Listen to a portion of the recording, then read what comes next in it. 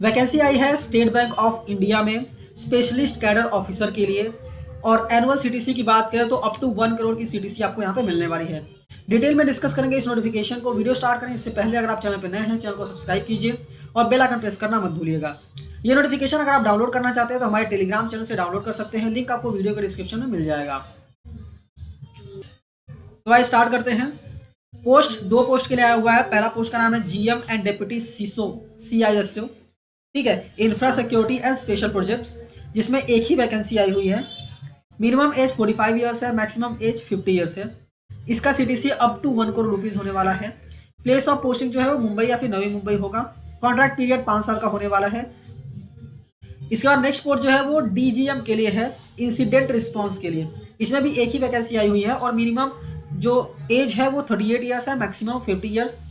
इनका सीटीसी जो है वो अप टू 80 लाख रुपीज होने वाला है। प्लेस ऑफ पोस्टिंग भी सेम है, कॉन्ट्रैक्ट पीरियड भी सेम है।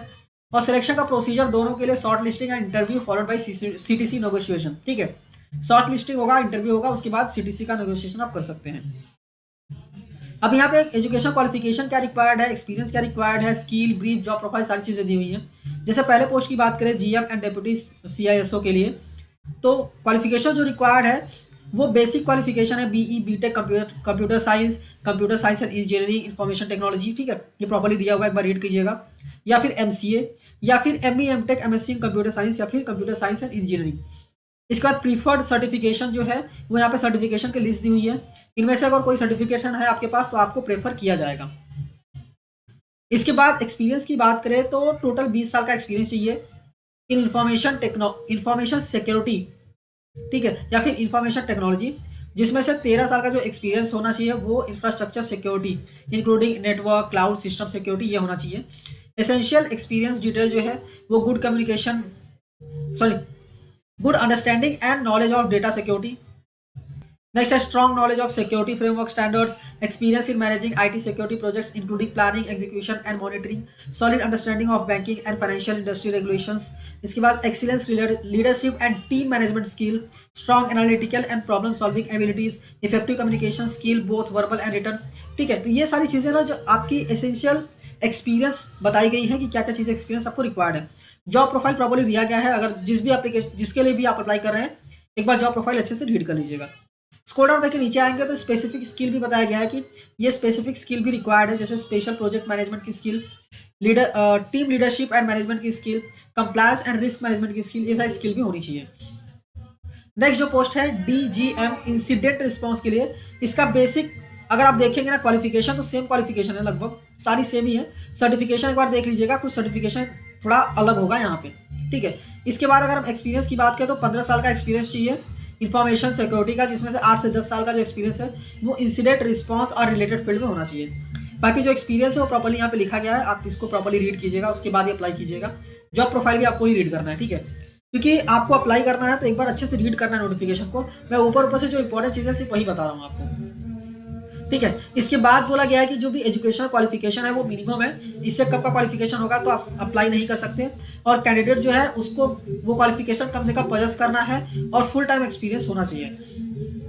इसके बाद बोला गया एज का रिलैक्सेशन जो नॉर्मली दिया जाता है गवर्नमेंट कैटेगरीज में वो आपको मिलेगी, कोई दिक्कत नहीं है। इसके बाद हम अगर स्क्रॉल डाउन करके आते हैं तो नीचे लिखा गया the decision of the bank to call the candidate for the interview shall be final, ठीक है, बैंक का डिसीजन ही फाइनल रहेगा।